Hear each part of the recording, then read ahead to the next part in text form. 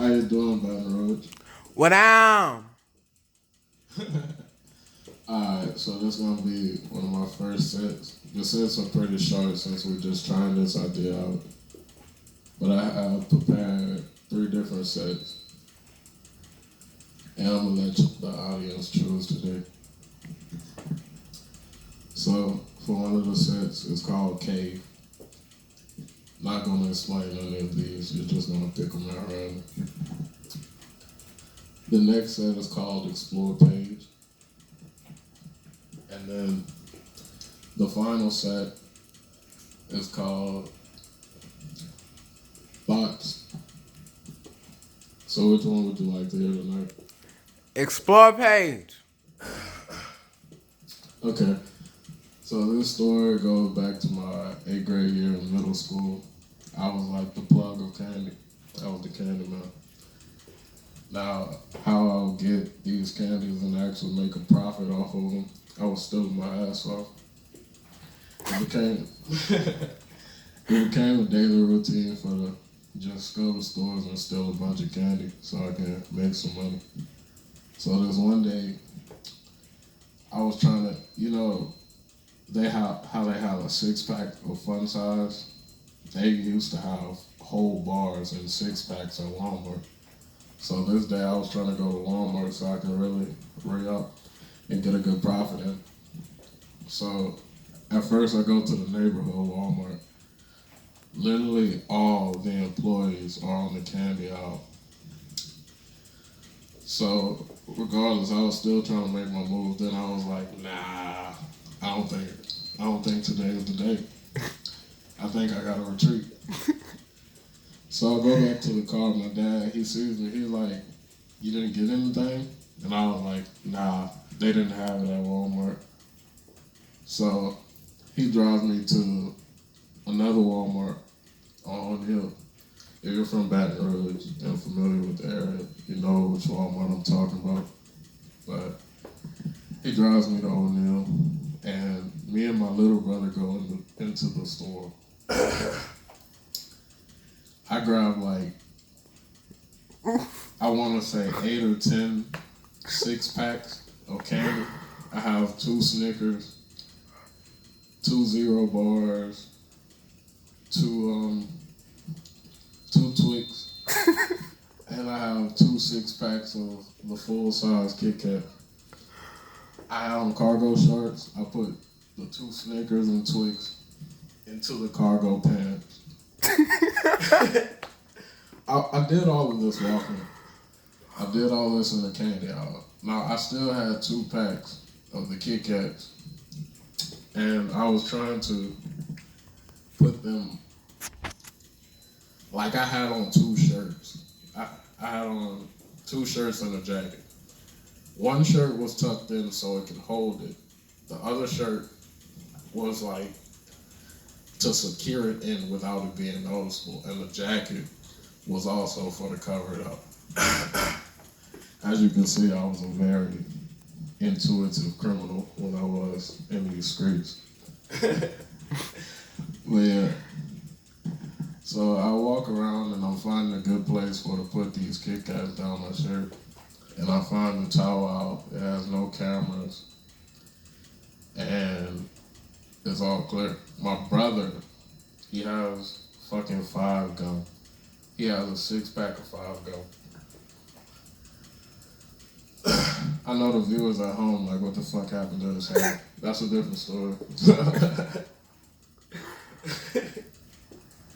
But yeah, my brother has a 6 pack of 5 gum. He goes on the other aisle. I stay on the towel aisle.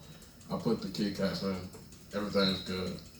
So then I go find him. I don't see the gum anymore, and I don't think he put it back.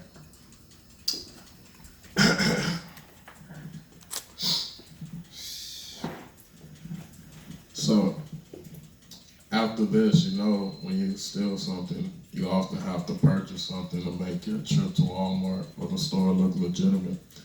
So I grab a bag of popcorn, and then above that, I think I grabbed, no, it was worthless. It's bullshit what I brought, so I'm not even gonna get into it. So I'm heading to the self checkout. I want to say my brother had already left after he got this gum. You did? Mm-mm. You had to, because we were with me, they wouldn't have let you go. I wasn't with you, but I went back to go get something else. And you went to go check out. Alright. Well, he wasn't with me, but I checked out. Now, I brought this stuff that I purchased with my profit money, so it was just a bunch of ones, 25s, 10s, all kind of cash just jumbled up.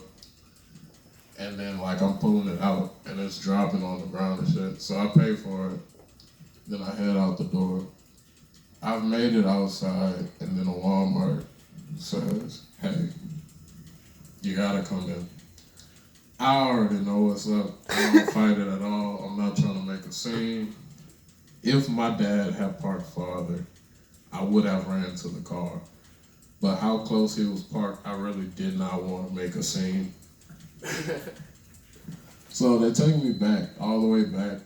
You know those little doors that the workers go in? One of those rooms is like a holding cell for children and people who steal.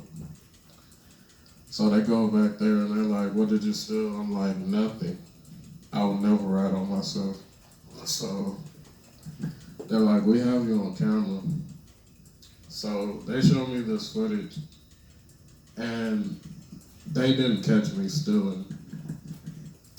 What had happened was they seen me walking with the items and they disappeared because I knew I wasn't doing it around cameras. And then they showed me the footage of me getting the 2 Twix in my shirt. They had a camera inside of the aisle, like behind. Not those ones that are visible on the side of the aisle, but it was actually inside. So they actually were pretty slick for that one. I wasn't looking for that. So I was like, all right, cool. I give them the Kit Kats. They're like, is that it?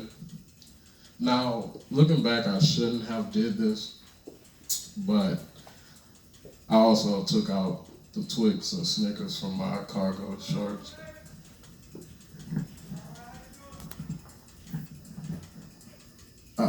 And then they told me to call my dad. They're like, and we know the guy you were with, he stole too. That's who they caught on camera. They caught this nigga clear as day on the camera. And I was like, that's clearly the nigga y'all caught stealing, and he's in the fucking truck. Like nothing happened. And I'm like, what the fuck, man? So you ratted on me? Nah. They showed me the footage of the guy who was with me. You, nigga. They caught you. They didn't catch me. They ain't catch me. They only caught the Kit Kats. And like I said, I could have kept the stuff in my cargo pants, but long story short, I give all this shit back. I'm like, can I leave now? They're like, you have to call your parents. I waited for like 30 minutes for the next option. And they were like, all right, you don't have to call your parents, but you're going to have to go to jail if you don't. I'm like, sure. Like 10 more minutes roll by, a police officer come in. I'm like, give me the goddamn phone. Give me the phone, we'll call my dad. He's in the parking lot. My dad comes, and he starts giving me one of those black father acts. And he was like, I don't know why you stole. You clearly have money to pay for it. They showed him the footage of me at the self-checkout with all this money, and I was like, yeah, he clearly could have paid for it. And in my mind, I'm like, mind your fucking business. It's about profit. But that's the end of that. They told me I was banned from Walmart, and I couldn't come back to that location. So for like, I want to say a year, I didn't go in any Walmart, any location.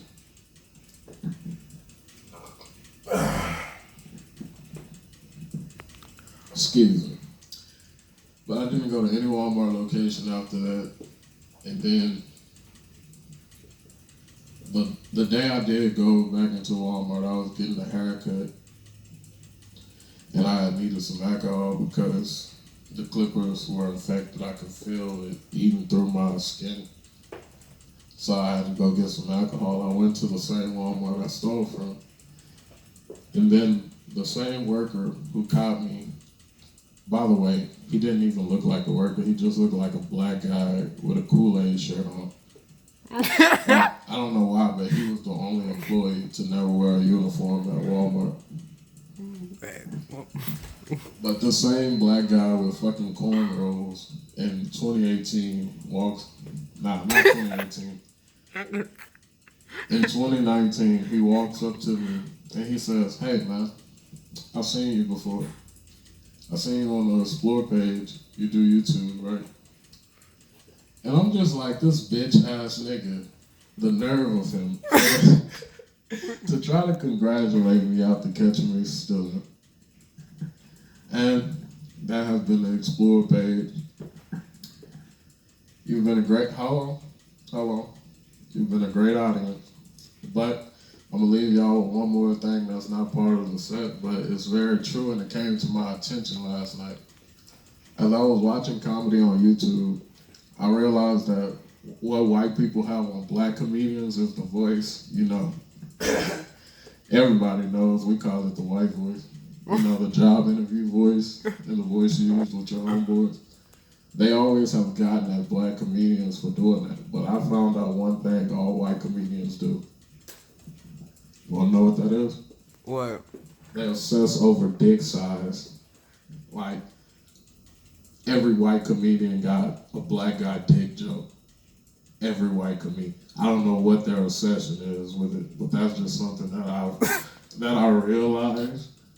And every white comedian has a black guy dick joke. But I'm gonna leave y'all with that. Y'all been great, and good night.